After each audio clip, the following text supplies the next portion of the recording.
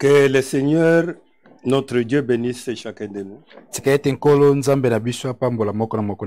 Et qu'il puisse nous assister. Et qu'il nous fortifie dans le corps, dans l'esprit, et même dans l'âme. Alors, nous allons lire les Écritures avant que nous puissions prier. Nous sommes dans Genèse chapitre 5. Nous allons prendre à partir du verset 21. Nous irons jusqu'au verset 24. Enoch, âgé de 65 ans, engendra Methushélah.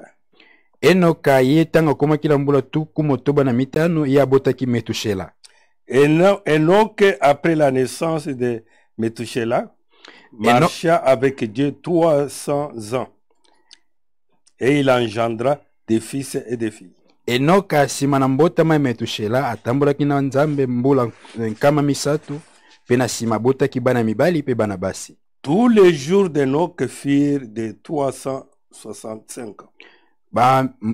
Mikolo nyonso ya Enoch ezalaki kama misatu na tuku motoba na mitano. Enoch marcha avec Dieu.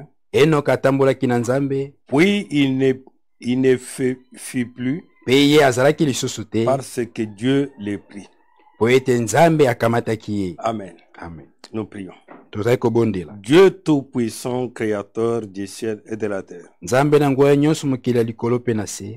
Nous nous confions à cet instant auprès de toi. Te confions ce temps et ce moment, Père. Afin que toi qui connais le temps dans lequel nous traversons,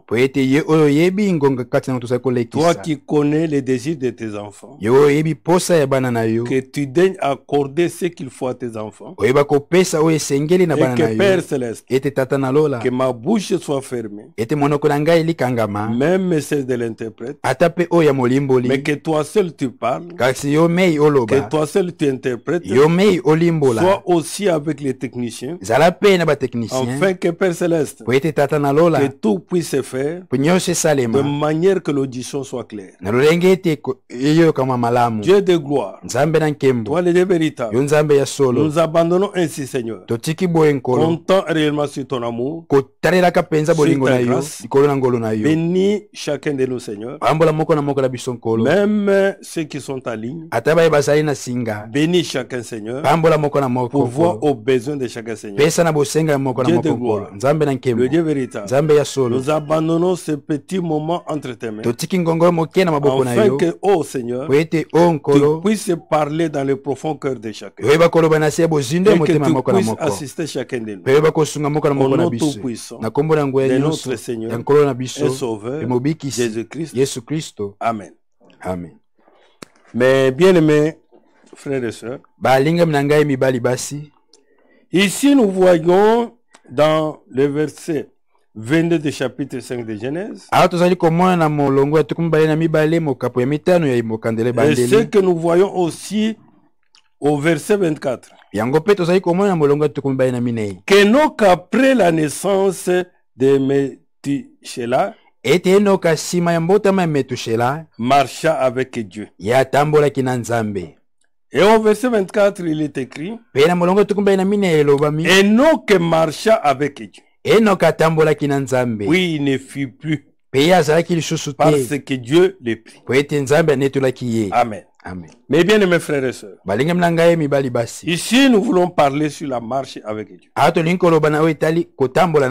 Mais cet homme d'Enoch marcha réellement avec Dieu. La Bible n'a même pas parlé de beaucoup sur Enoch. Mais ici on nous parle un peu d'Enoch. Comment Dieu lui a donné les enfants, et comment il a marché avec Dieu 300 ans. Les 300 ans, Enoch a marché avec Dieu. Et quand il a marché avec Dieu, on l'a plus vu. Dieu la leva et Dieu l'avait pris. Mais bien aimé, nous aussi, nous attendons le retour du Seigneur Jésus-Christ. Nous attendons l'enlèvement, notre enlèvement, qui est l'enlèvement de l'épouse. Pour que nous soyons enlevés, mais bien mes frères et sœurs, pour que nous soyons enlevés et qu'ils soient pris par Dieu, la Bible déclare qu'Enoch marchait avec Dieu. Et nous aussi, pour être enlevés, nous devons marcher avec Dieu. Mon frère, ma soeur, nous ne pouvons pas marcher avec quelqu'un d'autre. Nous ne pouvons pas marcher avec le monde. Nous ne pouvons pas marcher avec Satan. Nous ne pouvons pas marcher avec les coutumes et à s'attendre à l'enlèvement. Et nous qui est enlevé, la Bible déclare et témoigne que cet homme marchait avec Dieu. Même dans Hébreu 11, voilà ce qui est écrit concernant Enoch. Nous sommes dans Hébreu 11 et 5. Là où on a parlé aussi d'Enoch. Que c'est par la foi qu'Enoch fut enlevé. Pour qu'il ne voit point la mort. Enoch n'a pas vu la mort. Enoch a été enlevé. Mais bien mes frères, beaucoup d'entre nous, nous ne verrons pas la mort. Or le temps est très pressé. Mais beaucoup nous partirons à condition qu'on marche avec Dieu. Voilà ce qui est témoigné pour lui. Que c'est par la foi que nous fut enlevé pour qu'il ne voit point la mort. Et il ne parut plus parce que Dieu l'avait enlevé. La personne qui est enlevée par Dieu, on ne peut plus la voir sur la terre. Les imposteurs, mais bien mes frères, trompes qui sont enlevés, que nous les voyons sur la terre. C'est un faux enlèvement qui n'est pas biblique. Mais bien mes frères, mais nous d'un de ces 4 matins, quand nous serons enlevés, on ne verra plus sur la terre comme c'était le cas d'Enoch. Et il est dit là-bas, mais bien aimé, et il n'est pas répit parce que Dieu l'avait enlevé. Suivez ici. Car avant son enlèvement, il avait reçu le témoignage qu'il était agréable à Dieu. Avant qu'il soit enlevé, cet homme d'Enoch a marché avec Dieu. Et Dieu a rendu témoignage à cet homme qu'il est agréable à lui. Et bien aimé, pour être agréé par Dieu, cela se fait par le baptême du Saint-Esprit. Oui mon frère, oui ma soeur, le Saint-Esprit, c'est ça, ma soeur, mon frère, qui nous rend réellement les témoignages que nous sommes agréables à Dieu. C'est pourquoi dans Ephésiens 1 il est écrit, voilà ce qui est écrit là-bas. Nous prenons verset 13, Ephésiens 1 13. En lui vous aussi, après avoir entendu la parole de la vérité, l'évangile de votre salut, en lui vous avez cru. On a réellement cru à la parole de Dieu. On a cru à l'œuvre accomplie à Golgotha. Et que vous avez été scellés du Saint-Esprit qui avait été promis. Lequel est un gage de notre héritage pour la rédemption de ce que Dieu s'est acquis pour célébrer sa gloire. Oui mon bien-aimé frère, ma bien-aimée soeur. Et Enoch, cet homme pendant 300 ans. Mobali oyo na kama misato. Cet homme a marché réellement avec Dieu. Moto penza tambola kina nzambe. Pendant tout ce temps-là, natango nyonso wa. Enoch marchait avec Dieu. Enoch azali ko tambola na nzambe. Enoch trouva grâce aux yeux de Dieu. Enoch azoki ngolo liboso na nzambe. Et le Seigneur, enkolo, mon frère, ma soeur, l'agréa. Asepela kina ye. Le Seigneur donna le témoignage. Ngolo apesa kili tatoli. Que cet homme, je l'ai agréé. Ete mobali ngai na sepeli na ye. Cet homme, je l'ai accepté. Moto ngai na ndimi. C'est ainsi que Dieu pouvait l'enlever. Na boende nzambe ko iko neto la ye. De même aussi, mes bien-aimés. Ndenge moko pe balinga minangai. Mes frères, mes sœurs. Mibali pe basi. Nous aussi. Biso pe. Nous devons être agréés par Dieu. To sengere tondi mama na nzambe. Pour que nous soyons agréés par Dieu. Pour tondi mama na nzambe. Ma sœur. Nous devons marcher avec Dieu. To sengere ko tambola na nzambe. Dans l'obéissance na botosi. À toute la parole de Dieu. Ailo ba nyonso ya nzambe. Et quand nous obéissons à toute la parole de Dieu. Nous faisons ce que Dieu veut. Le Seigneur rendra témoignage que nous sommes agréables à nous scellant et Saint-Esprit qui est le gage de notre héritage. Oui, mon frère. Oui, ma soeur. Enoch marcha ainsi. Marcha avec Dieu. Dans la crainte de Dieu. Ayant la foi à la parole de Dieu. Que c'était par la foi qu'il fit enlever. Cet homme croyait à la parole. Et il avait la foi. La foi qui venait de la parole pire de Dieu. Oui, mon frère. Oui, ma soeur. Marcher avec Dieu demande quelques exigences. On ne marchera pas avec Dieu comme on veut. Un pied dans la parole. Un pied en dehors de la parole. Non, mon frère. Non, ma soeur. Marcher avec Dieu exige des conditions à remplir. Exige les sacrifices. Exige à vous abstenir de beaucoup de choses. Mais si cela était meilleur à tes yeux, comme cela n'est pas dans la Bible, on met de côté. Prenons Lévitique 26. Nous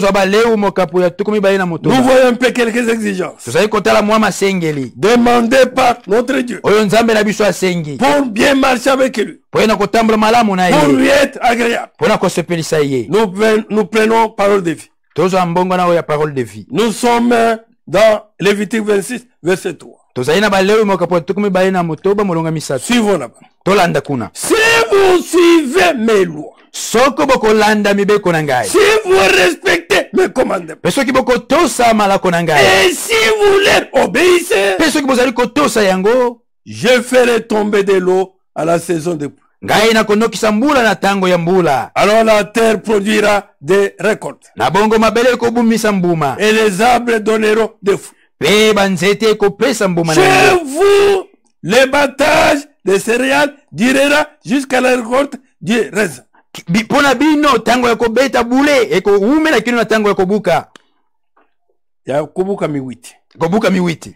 cette récolte durera jusqu'au moment où vous sèmerez. C'est-à-dire il n'y aura pas la famine, puisque la nourriture sera là. Pourquoi? Puisqu'il respecte la parole de Dieu, ils aiment les lois de Dieu, et ils obéissent à la parole de Dieu. Mon frère, ma soeur, montrant qu'il marche réellement avec les. Oui, qu'il n'y aura pas la famine au milieu, puisque c'est Dieu qui nourrit, et c'est lui qui prend soin. Vous aurez beaucoup de nourriture et vous habiterez en sécurité dans votre pays. Grâce à moi, grâce au Seigneur, le pays sera en paix. mboka ekozala na kimia. Pour que les pays soient en paix. Kwete mboka ezala na kimia. Mon frère, ma soeur. Craignons Dieu. Tobanga nzambe. Marchons avec Dieu. Totambola na nzambe. Obéissons ses lois. Tolinga mibeko na ye. Respectons ses commandements. Tosa malako na ye. Et obéissons à sa parole. Pe tosa liloba na ye. Oui, mon frère. Yonde ko mobali. Oui, ma soeur. Yonde ko mwasi. Que quand vous vous couchez. Pe tango bokolala. Ouvrez l'oreille. Boy sembola lito. Quand vous vous couchez. Tango bokolala la boni. Rien ne vous troublera. Eloko moko te kotungisa bino. Car le Seigneur, Jambi nkolo, mon frère, ma soeur, avec qui tu marches, na oyo zali kotambola na ye, te protège. Azali kobatela yo. Il te garde. Azali koteba yo. Il prend soin de toi. Azali kozwa mokumba na yo. Il te secoue. Azali kosunga yo. Mon frère, ma soeur, que les démons viennent de n'importe quel côté. Ezali milimo mabe baye na ngambo moko to mosusu. Le Dieu avec qui tu marches, nzambe ozali kotambola na ye. En obéissant à sa parole, na kotosaka liloba na ye. En respectant ses commandements, na komemiaka malako na ye. En sa loi, na kolingaka mobeko na ye. Ne t'abandonnera jamais. Akotika yo te. Voilà, la Bible dit. On n'a jamais bien juste abandonné. C'est lui qui le dit. Et nous nous croyons. Grâce à moi, le pays sera en paix. Quand vous vous coucherez, rien ne vous troublera. Je ferai disparaître du pays les bêtes méchantes. On ne vous fera pas la guerre. Vous ferez fuir vos ennemis. Ils tomberont sous les coups de vos armes. 5 Israélites feront fuir 100 ennemis. Bana mitano ya Israeli bakokimisa bangula nkama. 100 Israélites en feront fuir 10 000. Bana ya Israeli nkama bakokimisa nkoto zomi. Et ils tomberont sous les coups de vos armes. Je montrerai ma bonté envers vous. Je vous donnerai beaucoup d'enfants et je garderai mon alliance avec vous. Vous récolterez tellement que vous pourrez vous nourrir longtemps de l'ancienne récolte. Vous devrez même sortir ce qui reste pour mettre en réserve les nouvelles récoltes. Je viendrai habiter moi-même au milieu de vous. Et mon cœur ne vous rejettera pas. Que quand nous marchons avec Dieu, mon frère, ma soeur, respectant les exigences de Dieu, le Seigneur lui-même, il vient habiter au milieu de nous. Amen. Amen. Oui, mon frère. Oui, ma soeur. Et que son cœur ne te rejettera jamais. Que la pandémie vienne. Que n'importe quelle maladie vienne. Que n'importe quelle situation arrive. Le Seigneur au milieu de toi, mon frère, ma soeur, prendra soin de toi. Oui, mon frère. Oui, ma soeur. Et que son cœur ne te rejettera pas. Je serai toujours présent parmi vous. Toujours présent. Dans n'importe quelle circonstance. Devant n'importe quelle occasion. Le Seigneur promet lui-même. Quand vous marchez avec lui, mon frère, ma soeur, il dit ceci. Je serai toujours présent parmi vous. Je serai votre Dieu et vous serez mon Père. Amen. Amen. Puisque nous marchons avec lui. Comme Enoch marche avec lui 300 ans. Et cet homme d'Enoch avait trouvé grâce aux yeux de Dieu. Dieu l'avait agréé. Et pendant tout son temps, Dieu était toujours avec lui. Nous aussi de même, mon frère, ma soeur, si nous obéissons à sa parole, si nous respectons ses commandements, si nous aimons ses lois, il nous dit, je serai toujours présent parmi vous. Je serai votre Dieu. Et vous serez mon peuple. Le Seigneur votre Dieu, c'est moi. Je vous ai fait sortir d'Égypte. Lui aussi nous a fait sortir du monde. Là où nous étions servants les choses du monde, adorant des statues et toutes ces choses. Mon frère, ma soeur, le Dieu nous a fait sortir pour que vous ne soyez plus esclaves des Égyptiens. Aujourd'hui, nous ne sommes plus esclaves du démon. Nous ne sommes pas esclaves du monde. Nous ne sommes pas esclaves des tribus. Nous ne sommes pas esclaves des coutumes et toutes ces choses. Mon frère, le Seigneur séjourne à la croix. Il avait crié que tout est accompli. Nous avons été libérés. Amen. Amen. Le peuple de Dieu, au milieu de quel Dieu est présent, c'est un peuple libéré. J'ai brisé les liens qui vous attachaient. Il a brisé les liens qui nous attachent au monde. Les liens qui nous attachaient à nos tribus. Les liens qui nous attachaient à nos nations. Oui, mon frère, oui, ma soeur. Le Seigneur a brisé ces liens. Oui. Nous ne sommes pas des Congolais. Nous sommes les chrétiens.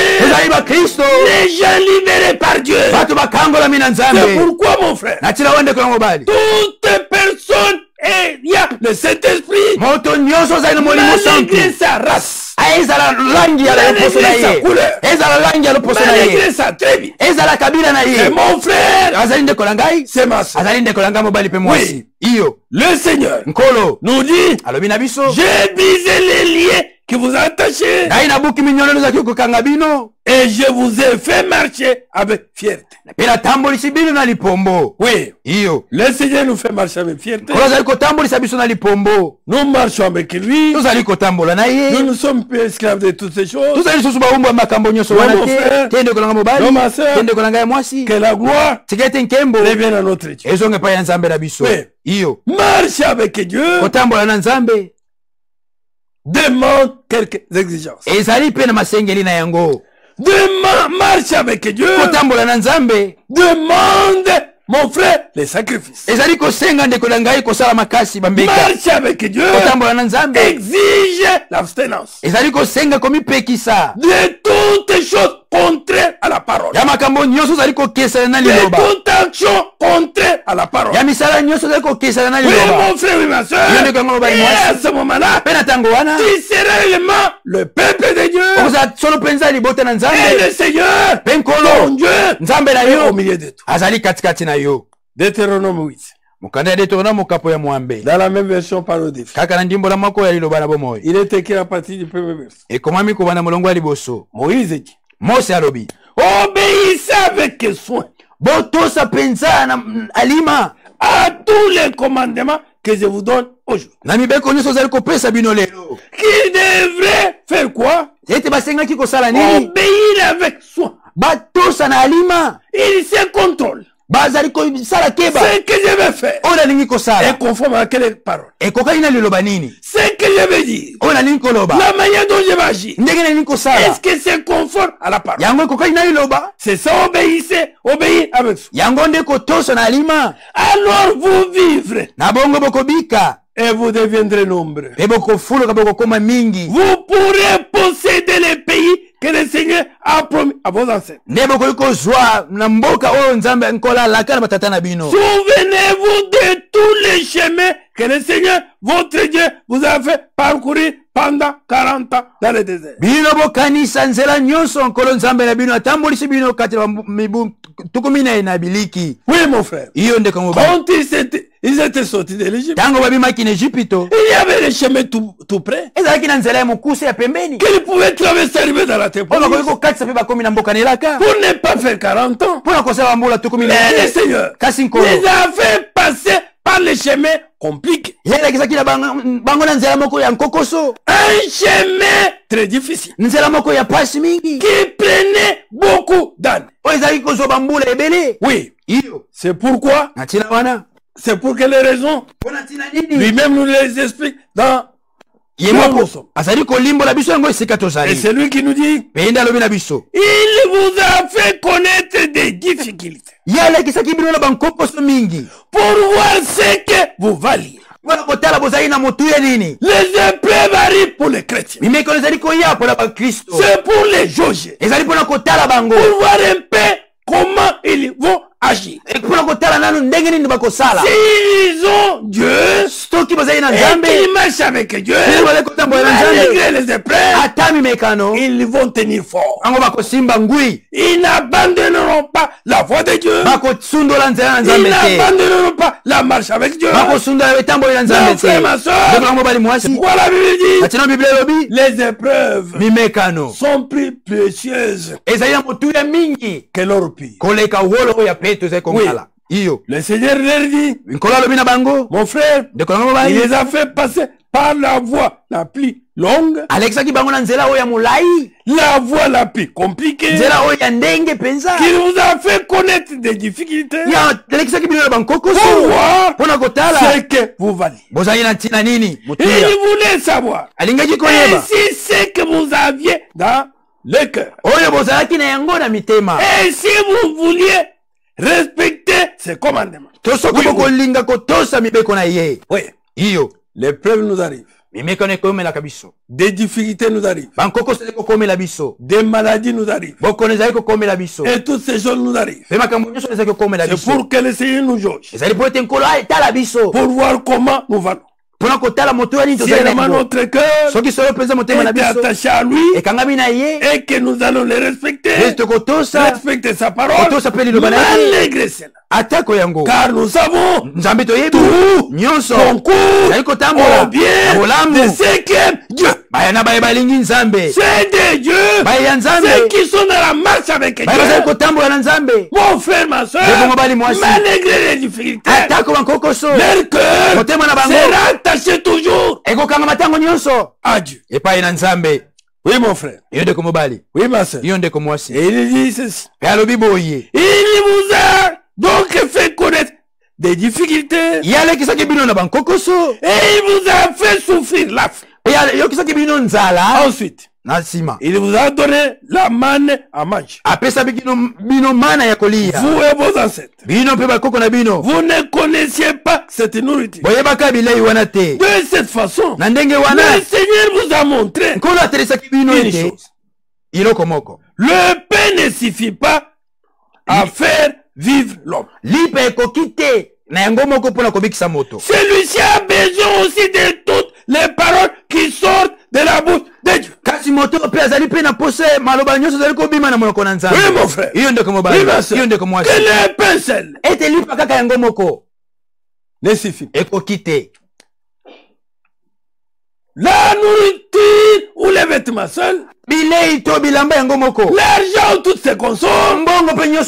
Mon frère, ma soeur, avoir beaucoup d'argent n'est pas synonyme de marcher avec Dieu. Quelqu'un peut marcher avec Dieu, mais il n'a pas beaucoup de moyens matériels. Et le royaume des cieux est pour lui. Oui. Si je te bénis, il te donne les moyens financiers, des moyens matériels. Mon frère, ma soeur, aime-le. Marche avec lui. Que tes biens ne te détournent pas de lui. Il est à mesure de souffler et ça disparaît. Mais kasi que ton cœur eti motema na yo soit attaché à Dieu. ekangama na Nzambe. Que ton cœur soit attaché à la parole. ekangama na liloba. Oui, il nous dit là-bas. Yo lobi na biso kuna. Là où nous sommes. Esika tozali. Mais bien aimé. Balinga minangai. Il dit. Alobi. Vos vêtements ne se sont pas usés. Bilamba na bino yango enunaki te. Vos pieds n'ont pas enflé pendant ces 40 ans. Ba makolo na bino pe vimbaki te na mibutu 10 na yoyo. Comprenez donc bien ceci. Le Seigneur votre Dieu veut vous éduquer comme un père éduque son fils. Gardez les commandements du Seigneur votre Dieu. Vivez comme il veut et respectez-le. Oui. Dans la version le semeur, il est dit là-bas verset 6, que marchez avec lui et respectez-le. Oui mon frère. Oui ma soeur. Oui. Marcher avec Dieu demande certaines exigences. Mon frère, toi qui es jeune, ouvre bien les oreilles. Toi jeune, écoute la parole de Dieu. Même tu es en ligne. Toi jeune, écoute ce que la parole de Dieu dit dans Psaume 119. Malgré ta jeunesse, marche avec lui. Tu ne connais pas combien d'années le Seigneur t'a donné. Et si l'enlèvement s'est déroulé pendant que tu es jeune, et tu as besoin aussi d'être enlevé et partir, malgré ta jeunesse, l'enlèvement n'est pas seulement pour les vieux, pour ceux qui sont plus âgés. L'enlèvement est pour les chrétiens, qu'ils soient jeunes, qu'ils soient adultes, qu'ils soient vieux, s'ils marchent avec Dieu, l'enlèvement c'est pour Psaume 119. Je prends la version français courant. Voilà ce qui est écrit là. Quand on est jeune, comment garder une conduite pire? Comment on doit garder la marche avec Dieu? Quand on est jeune, en observant ce que tu as dit, Seigneur. C'est en observant la parole de Dieu. Mon frère, ma soeur, qu'on peut dans sa jeunesse marcher avec Dieu. De tout mon cœur, je cherche à t'obéir. Ne me laissez pas dévier de tes commandements. Dans mon cœur, je conserve tes instructions pour ne pas être coupable envers toi. Merci Seigneur de m'enseigner ta volonté. Mes lèvres énumèrent toutes les décisions que tu as prononcées. Suivre tes ordres me réjouit. Comme une immense richesse. Je vais réfléchir à tes exigences. Et bien regarder la voie que tu me traces. Je suis ravi de suivre tes directives. Et je n'oublierai pas ta parole. Oui mon frère. Toi qui es jeune, ouvre bien les oreilles. Pour que tu sois enlevé. Mon frère, ma soeur, le Seigneur ne va pas t'enlever puisque tu es jeune. Non. Beaucoup de jeunes resteront. Mais les jeunes qui marchent avec Dieu, en obéissant à sa parole, en faisant ce que le Seigneur demande, en suivant les traces de la voie que Dieu donne, ces gens-là seront réellement enlevés. Que le Seigneur assiste. Tikete nkolo asunga. Que le Seigneur nous aide. Tikete nkolo asunga biso. À marcher comme Enoch. Yakotambola lokola Enoka. Avec Dieu. Na Nzambe. Pendant 300 ans. Na mibu kama misato. Sans qu'il se détourne de Dieu. Kozanga kotanga mosika na Nzambe. Et que le Seigneur l'avait agréé. Ete nkolo andima kiye. Que le même Dieu. Ete Nzambe moko wana. Biso aussi nous agrée. Ayeba kondima biso. Oui mon frère. Yonde ko mobali. Oui ma sœur. Yonde ko mwasi. Nous qui les craignons. Biso tozo ko banga ye. Nous qui marchons avec lui. Biso tozo ko tambola na ye. Que notre Dieu. Tikete Nzambe na biso. Puisse réellement. Ayeba solo penza. Nous agrée. Ko sepela to kondima biso. Oui. Iyo. Tenons fort. Tosimba ngui. Le retour est imminent. Ko bozongi ebelemi penza. Et le Seigneur. Penkolo. Qu'il puisse nous agréer. Ayeba kondima biso. Oui mon frère. Yonde ko mobali. Et dans premier épître de Jean, chapitre 2. Pe na mokanda liboso ya Yohane mokapo ya mibale. Nous lisons à partir verset 3. Yohane ya liboso mokapo ya liboso molongo ya misatu. Et nous descendons. Pe toko kita. Si nous gardons les commandements de Dieu. Soko toko batela mibeko ya Nzambe. Nous savons que nous connaissons Dieu. Na bongo toyebete toyebi nde Nzambe. Personne ne peut pas prétendre connaître Dieu. Moko toko kolobeta yebi Nzambe. S'il ne marche pas. Soka zai kotambola te. Avec lui. Na elongo na ye. Tout en gardant. Na kobatela ka. Ses commandements. Mibeko na ye. Si quelqu'un dit. Soko moto moko alobi. Je connais Dieu. Ngai na yebi Nzambe. Mais s'il n'obéit pas à ses commandements. Soko zai kotosa mibeko na ye te. C'est un menteur. Azali mokosi. Je connais Dieu. Na yebi Nzambe. Celui qui connaît Dieu. Yo yebi Nzambe. Il garde ses commandements. Azali kobatela mibeko na ye. Il garde sa parole. Azali kobomba liloba na ye. Il obéit à sa parole. Azali kotosa liloba na ye. Oui mon frère. Yonde ko mobali. La vérité n'est pas en lui. Solo ezali kati na ye te. Mais celui qui obéit à la parole de Dieu. Kasi yo azali kotosa liloba na Nzambe. Son amour pour Dieu. Bolingo na ye pona Nzambe. Est vraiment parfait. Solo penza yango ebongi be. Amen. Amen. C'est lui qui obéit à la parole de Dieu. Yo azali kotosa liloba na Nzambe. Son amour pour Dieu est vraiment parfait. Bolingo na ye pona Nzambe ezali penza ebongi be. Ainsi. Ila bongo. Nous savons que nous sommes unis à Dieu. Toyebete tozali bomoko na Nzambe. Si quelqu'un dit, soko moto moko alobi, je reste uni à Dieu, ngai nazali na bomoko na Nzambe, il doit vivre comme Jésus-Christ avec. Asengeli kobika ndenge Yesu Kristo abikaki. Amis très chers, balingami baninga, ce n'est pas un commandement nouveau que je vous écris.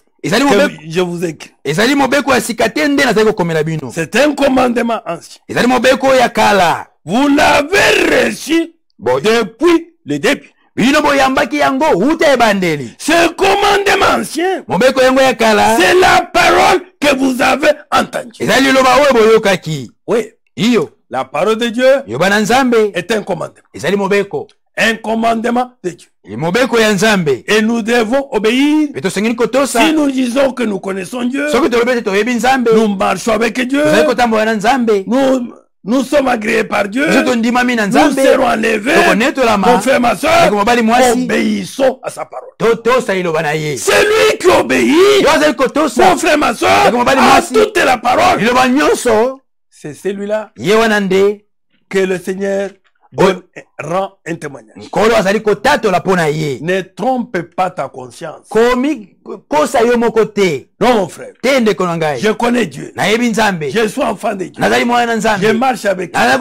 Ce sont que les déclarations. C'est lui qui marche avec Dieu, obéit à toute la parole de Dieu. Voilà le commandement nouveau qu'on nous donne. C'est la parole que nous avons entendue dès le commencement. Quand nous l'obéissons, quand nous marchons dans cette parole, mon frère, ma soeur, nous pouvons dire, nous sommes des dieux. Nous sommes enfants de Dieu. Nous marchons avec Dieu.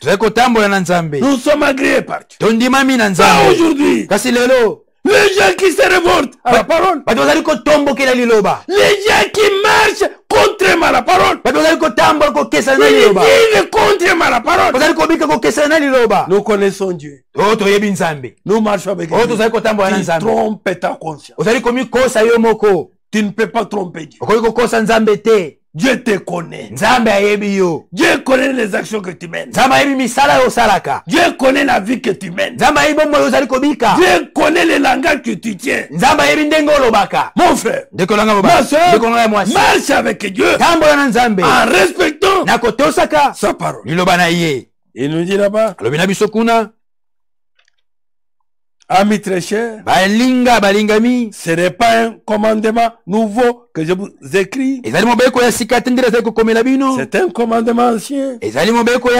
Vous l'avez reçu depuis le début. Ce commandement ancien, c'est la parole que vous avez entendue. Et pourtant, je vous écris un commandement nouveau qui est vraiment nouveau en Jésus et doit l'être en vous. Puisque le Seigneur a inscrit sa parole dans nos cœurs avec son esprit. Oui, mon frère. Oui, ma soeur. Et en effet, la nuit s'en va. Et la vraie lumière brille déjà. Si quelqu'un dit, je suis dans la lumière, mais s'il déteste son frère ou sa soeur, celui-là est encore dans la nuit. Là où tu examines toi, toi qui détestes tel ou tel frère, toi qui détestes tel ou tel soeur, toi qui déteste tel ou tel serviteur de Dieu, tu ne le supportes pas, tu le détestes de ton cœur, et tu dis que tu marches avec Dieu, il te trompe. Celui qui marche avec Dieu, Dieu est amour. Il ne doit pas détester son frère. Non, mon frère. Tu es encore dans la nuit. La lumière a brillé déjà. Sors de la nuit. Sois dans la lumière. C'est lui qui aime son frère ou sa soeur. Reste dans la lumière. Il ne risque pas de tomber dans les péchés. Oui, mon frère. Oui, ma soeur. Toi qui marches avec Dieu, pourquoi tu détestes ton frère?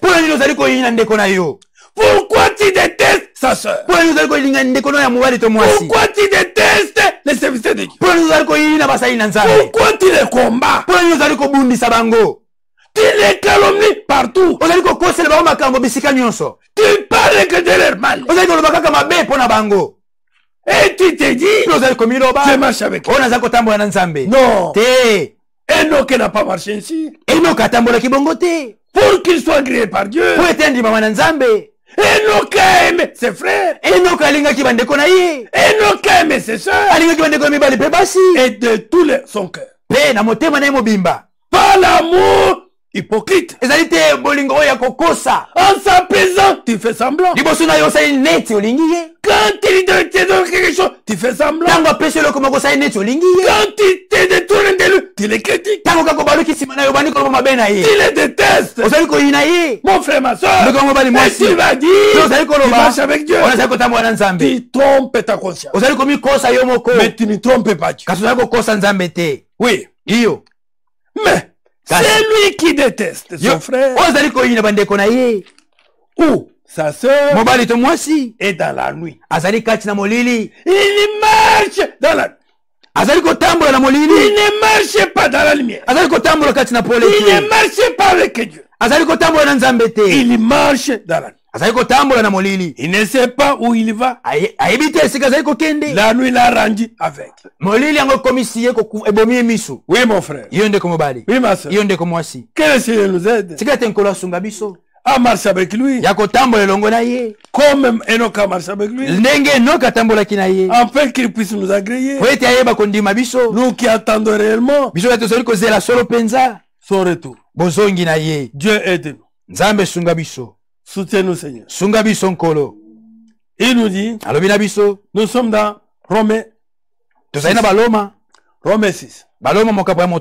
Version parole de vie. Vous le savez bien. Boyebi yango malamu. Dans verset 3. Molongo ya misatu.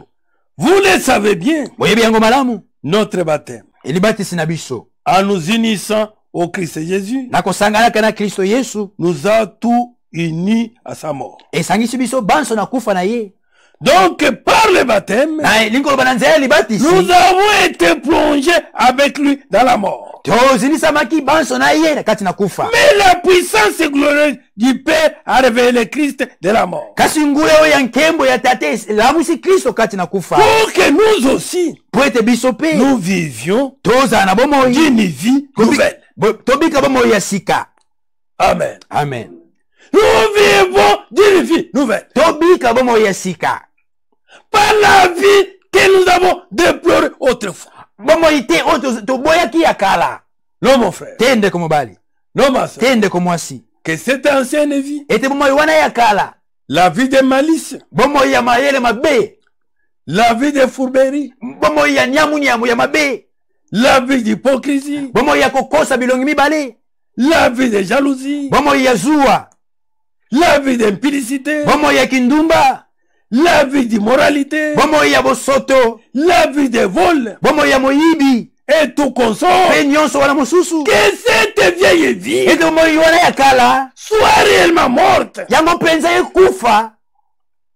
Mon frère, comme Christ était mort, que c'est notre vieille vie, mais aussi, et que nous ayons une vie nouvelle.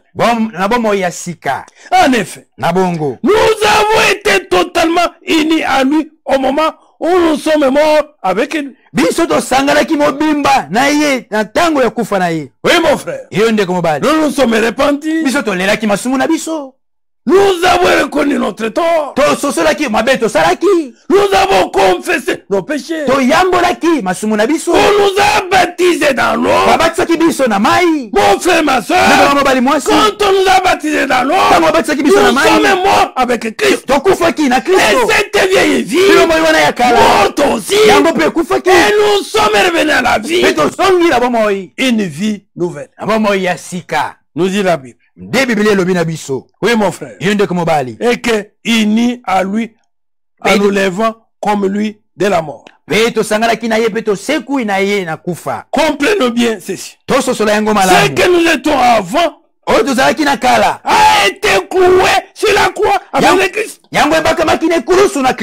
Notre vieille vie là a été cloué.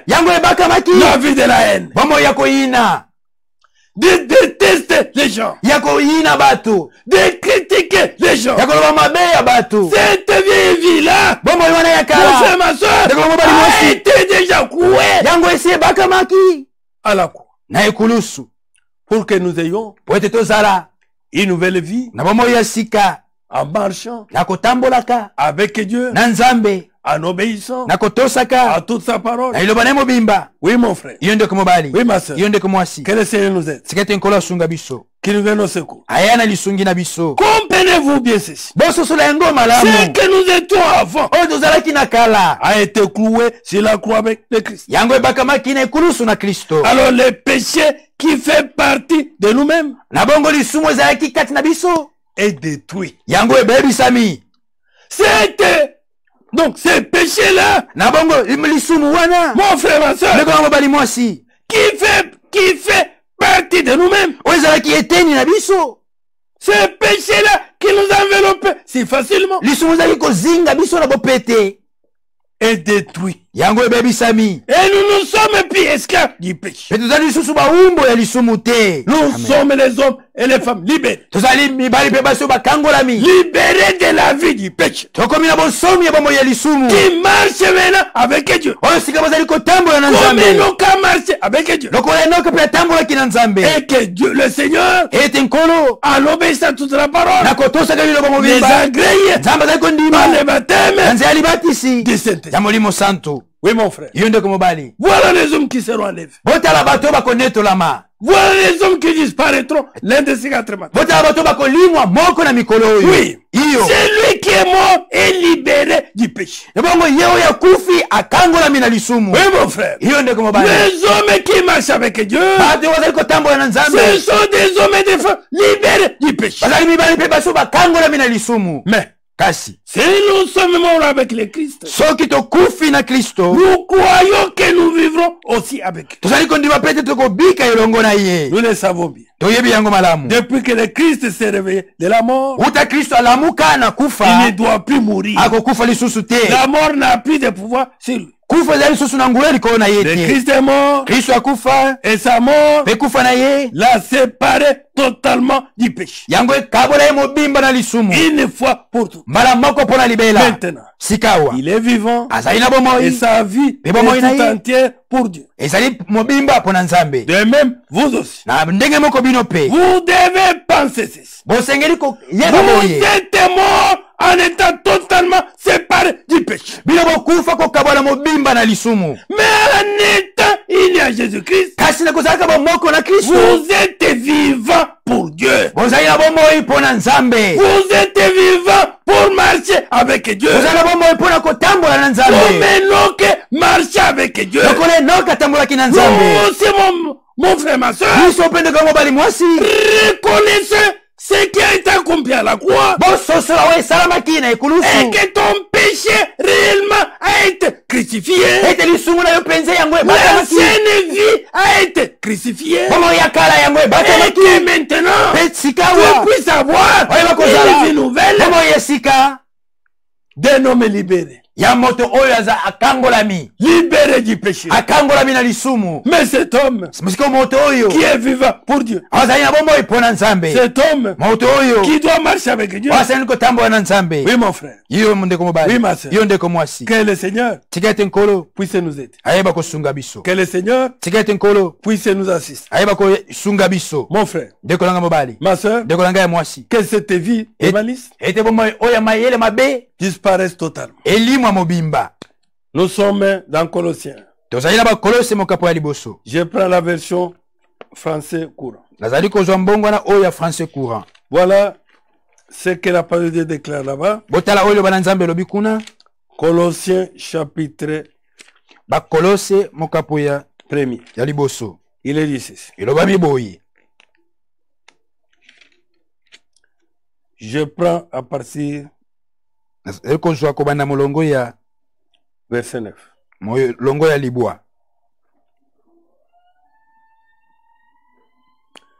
C'est pourquoi nous ne cessons pas de prier pour vous. Depuis les jours où nous avons entendu parler de vous, nous demandons à Dieu de vous faire connaître pleinement sa volonté.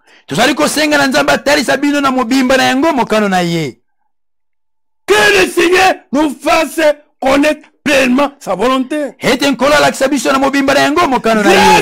toute la sagesse et l'intelligence que donne son esprit. Ainsi, vous pourrez vous conduire d'une façon dit du Seigneur. Oui. Nous devons nous conduire d'une façon digne du Seigneur. En faisant toujours ce qui lui plaît. Oui, mon frère. Oui, ma soeur. Marcher avec Dieu demande sacrifice. Il y a certaines exigences. Il y a une certaine abstinence dans beaucoup de choses. Oui. Vous produirez toutes sortes d'actions. Progresser dans la connaissance de Dieu. Nous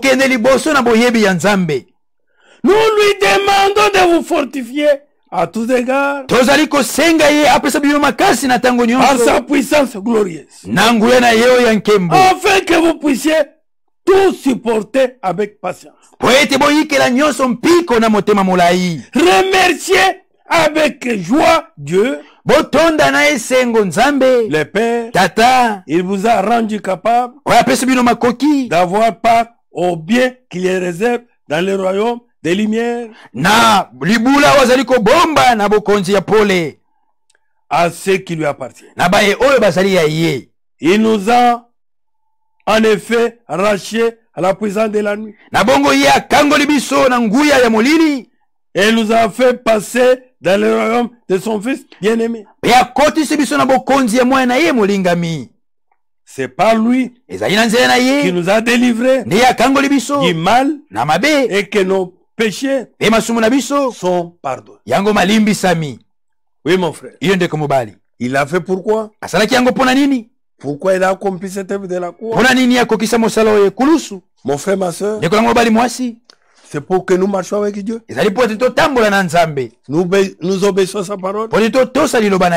De manière que le Seigneur puisse nous agréer. Et que quand nous sommes agréés par le Seigneur, en rendant le témoignage, en nous baptisant du Saint-Esprit, en nous scellant de son sceau, mon frère, ma soeur, nous disparaîtrons comme Enoch, l'un de ces 4 matins. Et les hommes ne nous verront plus. Ils y resteront sur la terre. Et nous qui avons marché avec Dieu, qui avons eu les témoignages de Dieu, en nous scellant du sceau, nous disparaîtrons. Amen. Amen. Ephésiens 5. Dans la même version français courant. Je prends partie verset 8. Voilà ce qui est écrit là-bas. Vous étiez autrefois dans l'obscurité. Mais maintenant, par votre union avec le Seigneur, en quelque sorte, par votre marche avec le Seigneur, nous marchons avec lui, il n'y a lui, vous êtes dans la lumière. Nous sommes sortis de l'obscurité et nous sommes dans la lumière. Par conséquent, conduisez-vous comme des êtres qui dépendent de la lumière. Car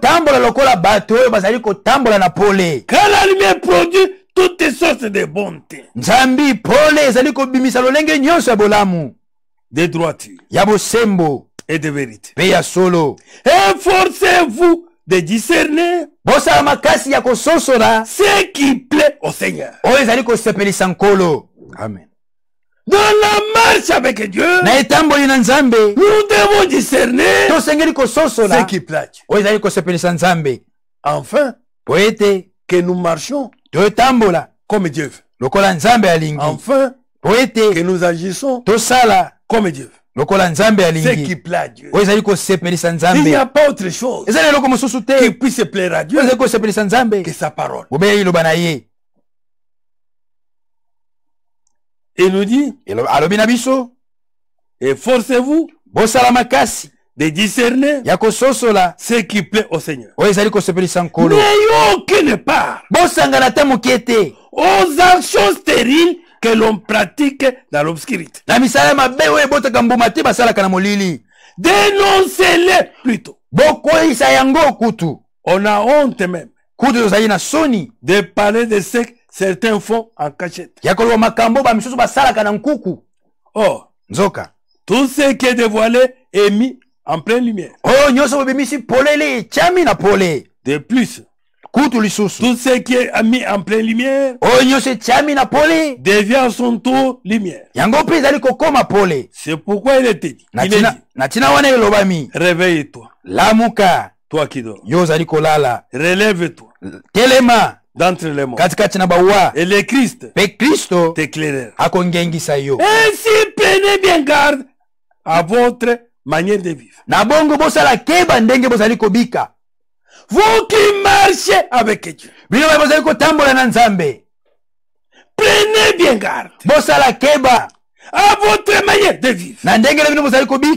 Ne vous conduisez pas comme des ignorants. botambola te lokola bato bazangi koyeba. Vous connaissez Dieu. Bino boyebi nzambe. Vous connaissez la parole de Dieu. Bino boyebi liloba na nzambe. Vous connaissez ce que Dieu fait. Boyebi o nzambe alingi. Vous connaissez, mon frère, ma soeur, boyebi ndeko na mobali mwasi. Ses commandements, mibeko na ye, ses lois, malako na ye, et sa parole. Pe liloba na ye.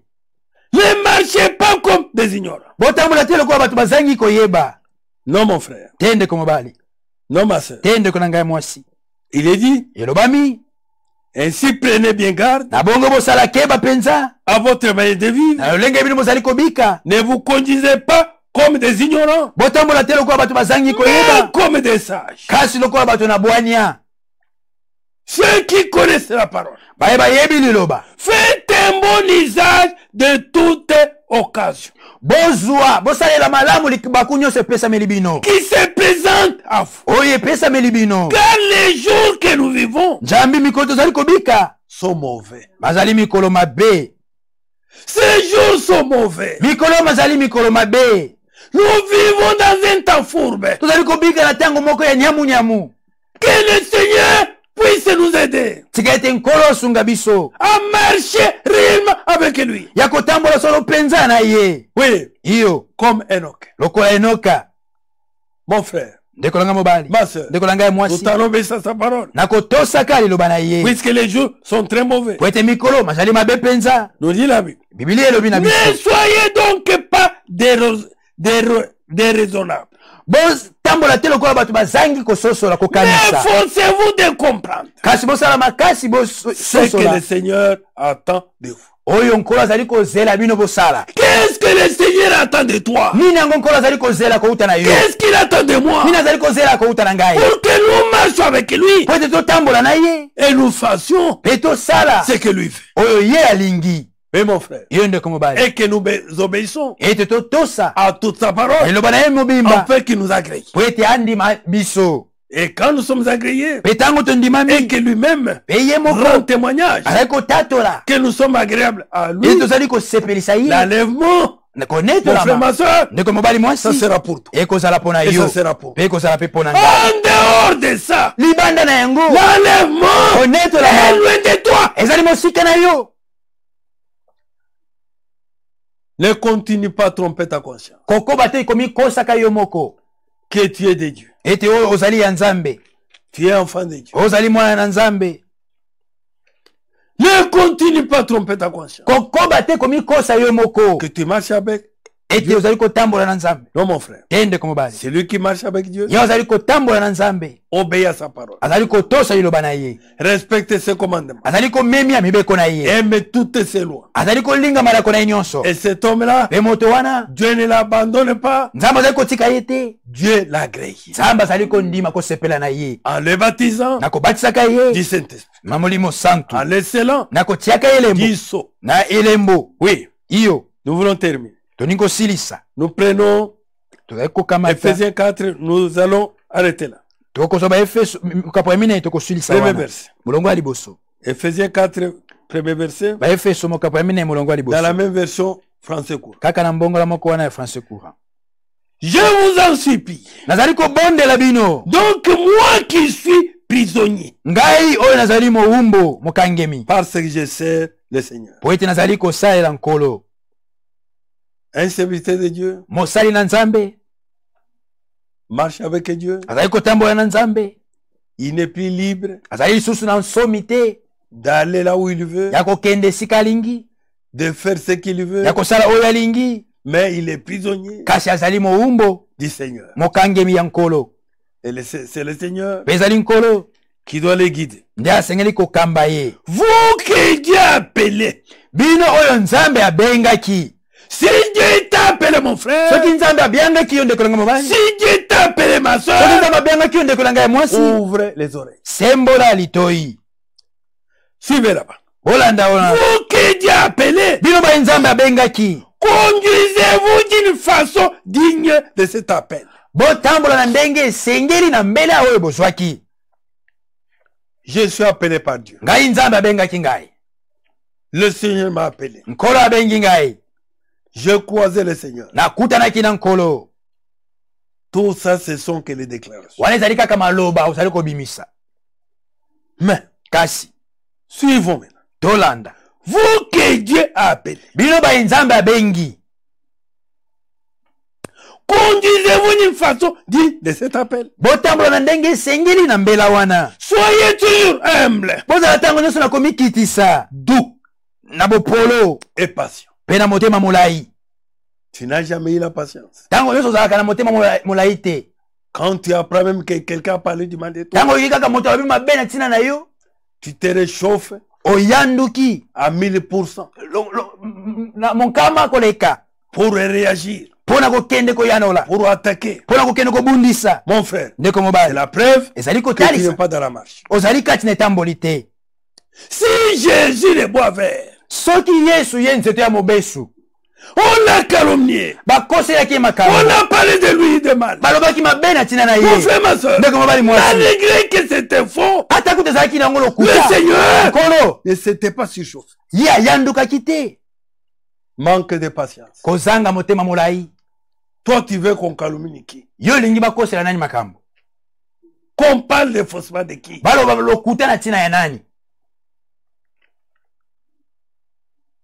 Et tu cherches la gloire des hommes. Non. Nous cherchons la gloire de Dieu.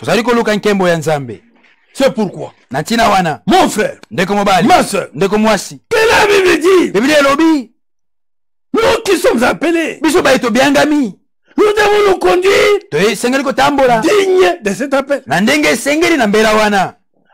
étant humble, doux et patient. Supportez-vous les uns les autres avec amour. Même si ton frère ou ta soeur a parlé du mal de toi, parle de son bien. Ne rends pas le mal par les mal. Ne cherche même pas à le confronter. Ça, c'est la manière païenne. Tu cherches ta propre justice. Laisse que le Seigneur te justifie. Sois calme. Il parle du mal de toi. Parle de son bien. Bénis-le. Aimez-les. Lingaye. Soutenez-les. Sungaye. Aidez-les. Sungaye. Accorde-lui ce qui est meilleur. Pesa ezali malamu. Malgré qu'il a parlé du mal de toi. Et c'est la preuve que tu es dans la marche avec Dieu. Oui, mon frère. Oui, ma soeur. Soyez toujours humble. Doux et patient. Supportez-vous les uns les autres. Efforcez-vous de maintenir l'unité que donne l'Esprit Saint. Ne vous séparez pas les uns les autres. Puisque tu as parlé de mal de vous, tu te sépares de lui. Je ne verrai plus. Je ne parlerai plus avec lui. Tu n'es pas différent d'un païen. Tu n'es pas dans la marche avec lui. Celui qui est dans la marche avec Dieu doit faire l'effort. Comme la Bible nous le demande. Que nous devons faire l'effort de maintenir l'unité que donne l'Esprit par la paix qui vous lie les uns aux autres. Que le Seigneur nous aide à marcher avec lui dans la crainte de Dieu. Oui, mon frère. Oui, ma soeur. Mais regardez là où tu es. Toi qui es en ligne. Toi qui écoutes cette prédication. Le temps n'est plus. Le retour de Christ est imminent. Mon frère, ma soeur. Comme il avait enlevé Enoch. Pourquoi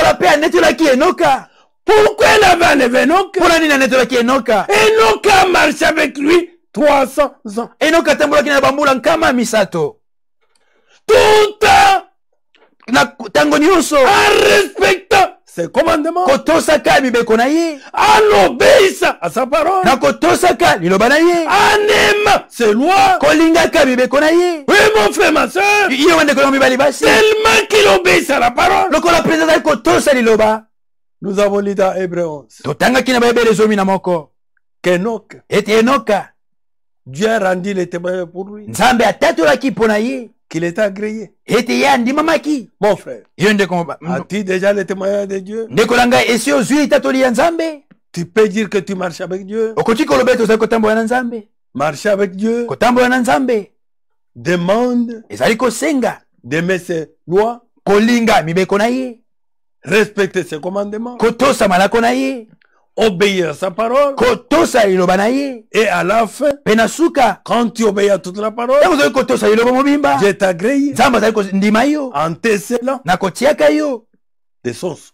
Elembo na ye. Mon frère. Et c'est après, pende na sima, quand Dieu a rendu ses témoignages, Nzamba tatoli boye. Maintenant Enoch est disparu. Na bongonde Enoka, il a été enlevé. Anetola maki. On l'a plus vu. Bamonaki lisusu te. Si l'enlèvement ce soir. Soki connaître la mezali pona pokwa oyo. Mon frère, ma soeur. Dekola mobali mwasi.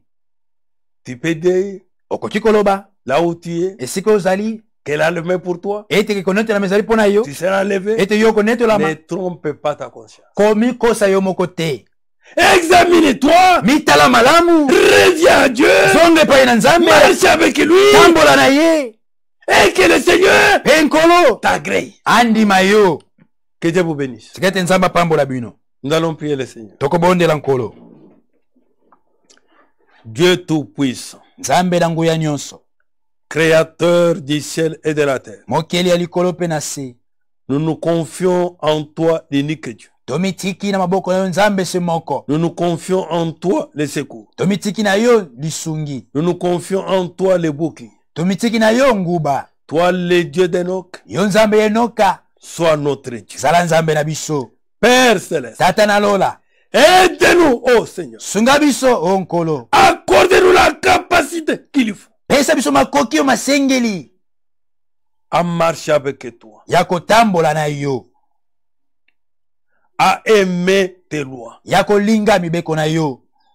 à respecter tes commandements, à obéir à ta parole. Dieu de gloire, le Dieu véritable, que tout ce qui nous ramène à la mauvaise vie disparaisse de nous. Soutiens-nous, Père. Aide-nous, Seigneur, à avoir une nouvelle vie. Une vie de marche avec Dieu. Oh Seigneur notre Dieu. C'est toi qui nous as donné le commandement nouveau. Qui est ta parole. Que nous avons entendu dès le début. Aide-nous, Père, à marcher conforme à ta parole, à aimer ta parole, à nous attacher à ta parole. Oh Seigneur, que toutes tes pratiques qui n'est pas conforme à ta parole soient boutées dehors, soient jetées loin. Oh Seigneur, que nous soyons réellement différents de tout le monde. Seigneur, même si nous sommes détestés, que nous puissions aimer ceux qui nous détestent. Que nous puissions aimer ceux qui nous persécutent. Que nous puissions aimer ceux qui mijotent le mal de nous. Et que Père Céleste, que nous puissions réellement marcher comme toi tu fais. Père, rends témoignage à chacun. À tes fils et à tes filles qui attendent l'enlèvement. En les scellants du Saint-Esprit. En les baptisant du feu du Saint-Esprit. Tu les rendras témoignage. Oh Dieu. Oh nkolo. Créateur c'est de mokili likolo penase. Sans toi, Père, kozanga yo tata, nous ne valons rien. tozali na tina moko te. Seigneur, Kolo, que ça soit dans des épreuves, ezali na mimekano, dans des difficultés, ezali na bankokoso, nous voulons tolingi rester dans ta parole. kotika na liloba na yo. Oh Père, oh tata, devant toute occasion, liboso na libaku nyonso, nous voulons avoir un discernement tolingi kozala na liboso soli de ce que toi tu veux. ya oyo yo olingi. Père Céleste, Tata na lola, nous te faisons confiance. tocheli yo motema. Ne nous abandonne pas, Père. Kotika biso te tata, Sois au milieu de nous, zala katikati na biso, sois parmi nous, zala kati na biso, marche avec nous. tambola na biso. Dieu Tout-Puissant, Nzambe la nguya nyonso, Créateur c'est de la terre, mokili ya likolo pe na se, tu connais aussi les besoins pressants de chacun. yoyebi pe posa ya lombango ya moko na moko na biso. Pendant que nous vivons encore sur cette terre, Wana tozali kobika nano na mokili oyo, devant toutes les difficultés, liboso na bankokoso nyonso, des tentations, ya mimekano, tu as dit, yolobaki, nous ne serons pas tantôt de là de nos forces. tokomekama te koleka makasi na À biso, chaque tentation, na momekano nyonso, toi seul, yobobele yo, tu prépares le chemin. okobongisa nzela. Oh Seigneur, Oh nkolo, accorde à manger pesa kolia, à ceux qui amènent. na oyo bazali na yango te. Accorde les moyens financiers Pesa makoki ya misolo, à ceux qui amènent. na oyo bazali na yango te. Ouvre les portes Fungola bikuke, de ceux qui te cherchent. na bali bazali koluka yo. Accorde ce qui est meilleur Pesa oyo eleki malamu, à tes fils et à tes filles. na bali no mibali pe basi. Dieu de gloire. Nzambe na nkembo, Là où même la porte était fermée, ata esika ekuke ekangamaki, là où il y avait des difficultés d'accéder. esika ezalaki pasi mpona kokota. Mais Seigneur, Kasi nkolo, que la porte tika ete des ekuke difficultés, ya nkokoso, des épreuves, ya mimekano, ouvre efungwama. la porte de bénédiction, Fungola ekuke ya mapamboli, la porte de solution à nos problèmes. ekuke ya biyano na makambo na biso. Dieu d'amour, Nzambe na bolingo, nous te faisons confiance. totieli yo motema. Toi qui nous as appelés, Yo obyangaki biso, tu restes le Dieu fidèle. ozali kotikala nzambe oyo ya sembo. Merci Seigneur. Matondi nkolo, Merci pour ces privilèges. matondi mpona litomba oyo, Merci pour cette occasion. matondi mpona libaku oyo. Oh Seigneur, Oh nkolo, que l'honneur te revienne. tika ete lokumu ezonga Que epai na la yo, gloire te revienne. nkembo ezonga epai na yo, Que tout ton peuple soit béni. ete libotano mobimba Tous lipambolama, tes enfants soient bénis. bana banso Tous bapambolama, tes serviteurs soient bénis. basalino banso bapambolama, Israël, ton peuple soit béni. Israele libotano lipambolama, Bénis aussi notre Ewald de Franck pambola pene kola biso Val de Frank, et tous ceux qui collaborent en esprit en vérité avec lui. pe bali baso bazali kosala na molimo mpe na solo elongo na ye. Bénis l'église du Pambola Congo, lingomba awa na mboka Congo, l'église de Kinshasa, engumba ya Kinshasa, l'église à travers le monde entier. lingomba kati na mokili mobimba. Nous te le demandons, Tosengi yo yango, Père Céleste, tata na lola, au nom de notre Seigneur na kombo ya nkolo na et biso, Sauveur, emobikisi, Jésus-Christ. Yesu Kristo. Amen. Amen. Que Dieu vous bénisse. Nzambe apambola bino. Amen.